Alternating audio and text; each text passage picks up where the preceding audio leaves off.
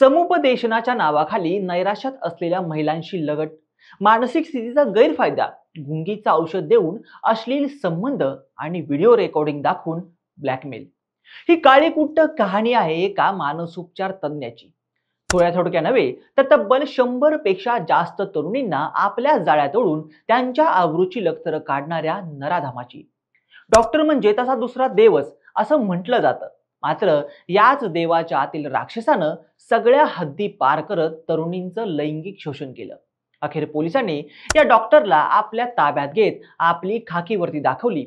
राजेश असं या सदर डॉक्टरचं नाव असून त्यानं या तरुणींना नेमकं कसं फसवलं, त्याचं भांड नेमकं कसं फुटलं, त्याचीच ही संपूर्ण कहाणी। हॅलो, मी ओमकार आणि तुम्ही पाहताय हॅलो महाराष्ट्र। नेमकं काय घडलं ते आधी पाहूयात। राजेश हा नागपूर येथील हुडकेश्वर परिसरात गेल्या 15 वर्षापासून मानसोपचार तज्ञ म्हणून काम करतो। नैराश्यात असणाऱ्या व्यक्तींसाठी तो समुपदेशनाची शिबिर सुद्धा घेत होता। याशिवाय त्यांचं क्लिनिक सुद्धा आहे। मात्र वरवर दिसणाऱ्या या गोष्टीत खूप मोठा काळा बाजार दडला होता। राजेशकडे नैराश्यात आणि मानसिक ताणतणावात असणाऱ्या महिला आणि मुली उपचारासाठी यायच्या। मात्र याच मुली आणि महिलांचा गैरफायदा घेत त्यानं लैंगिक अत्याचार केले।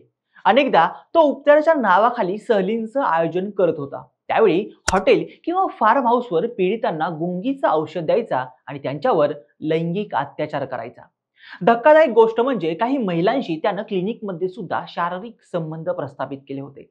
नैराश्यात असलेल्या पीडिता या सर्व प्रकार नाईलाजानं सहन करत होत्या, कारण तो अनेक मुलींशी अश्लील चाळे करताना मोबाईलमध्ये फोटोज किंवा व्हिडिओज काढायचा आणि ते व्हिडिओ सदर पीडित मुलींना दाखवून धमकवायचा आणि पुन्हा पुन्हा त्यांच्यावर शारीरिक संबंध ठेवण्यास मजबूर करायचा।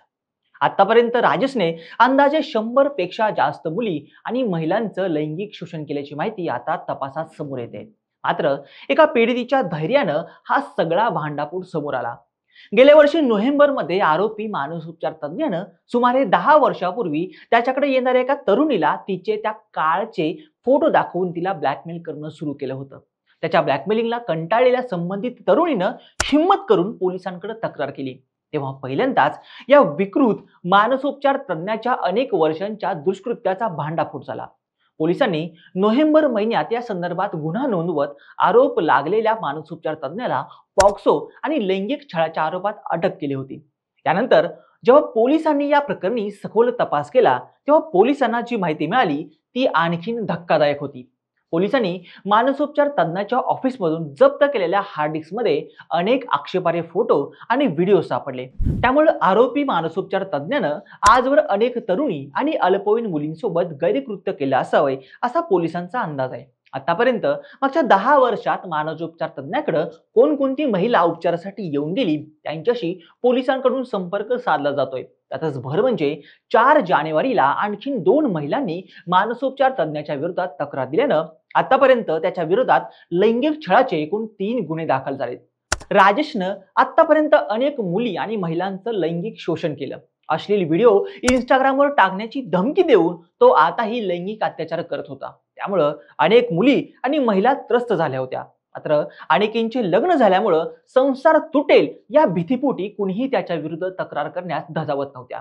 पोलिसांनी जप्त केलेल्या त्यांच्या संगणकात शेकडो अश्लील चित्रफिती आढळल्या असल्याचं बोललं जात आहे। या प्रकरणाचं गांभीर्य ओळखून नागपूरचे पोलीस आयुक्त रवींद्र सिंगल यांनी या प्रकरणी महिला पोलीस अधिकारी, महिला बाल कल्याण अधिकारी तसेच काही महिला काउन्सिलरचा समावेश असलेली एक विशेष समिती गठीत केली आहे। ही विशेष समिती या प्रकरणी आणखीन काही तरुणी आणि अल्पवयीन मुलींसोबत लैंगिक छळाच्या घटना घडल्या आहेत का त्याचा आता शोध घेत आहे। बाकी तुम्हाला हा व्हिडिओ कसा वाटला ते मला कमेंट बॉक्समध्ये नक्की कळवा।